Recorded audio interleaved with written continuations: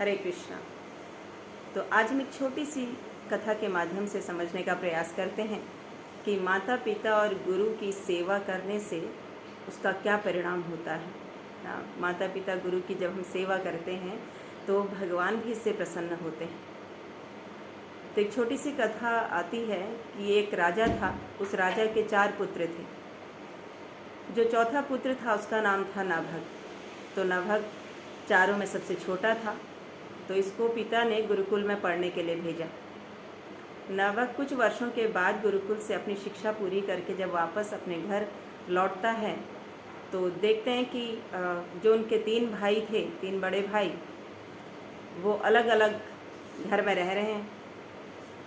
और उन्होंने पूछा कि भाई पिताजी कहाँ हैं।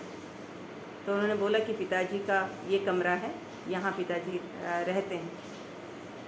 तो आप तीनों अलग अलग क्यों हो, पिताजी के साथ क्यों नहीं हो। तो तीनों भाइयों ने उत्तर दिया कि हमने पिता की संपत्ति का बंटवारा कर दिया है और इसलिए अब हम अलग अलग तीनों रह रहे हैं। तो नभग ने पूछा कि पिताजी की संपत्ति का अगर बंटवारा किया है तो फिर मेरा हिस्सा कहाँ है। तो तीनों भाई बोले कि तुम्हारे हिस्से में पिताजी आए हैं, तुम उनको लेके चले जाओ। तो नभग ने उनसे कुछ नहीं कहा। उन्होंने अपने वृद्ध पिता का हाथ पकड़ा, उनको अपने साथ लेकर चले गए। पूरा नए सिरे से उन्होंने शुरुआत की अपने जीवन की, अपने पिता की सेवा की।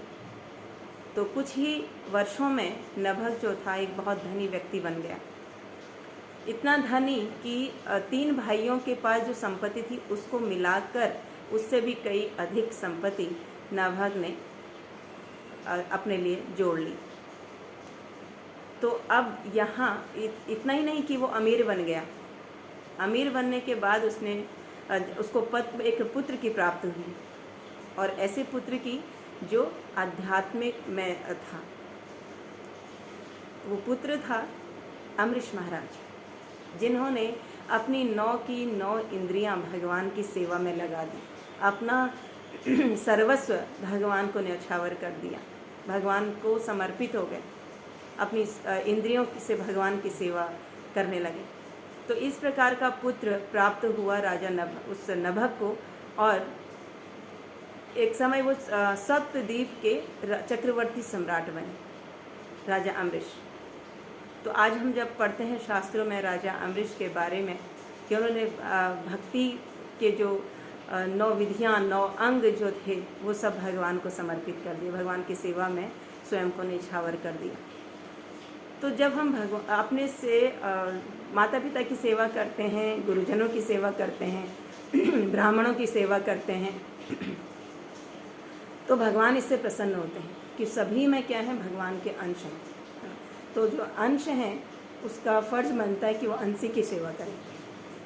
लेकिन भगवान अपने भक्तों की सेवा करने से भी प्रसन्न होते हैं। तो इसलिए हम सबका ये प्रयास होना चाहिए कि हम भगवान के शुद्ध भक्तों की सेवा करें। भगवान के भक्तों को कई बार होता है कि भगवान के भक्तों को नेगलेक्ट कर देते हैं, है ना। हम भगवान की सेवा में ज़्यादा आगे बढ़ना चाहते हैं, लेकिन भगवान इससे प्रसन्न नहीं होते। भगवान प्रसन्न होते हैं भगवान के जो भक्त हैं उनकी सेवा करने से।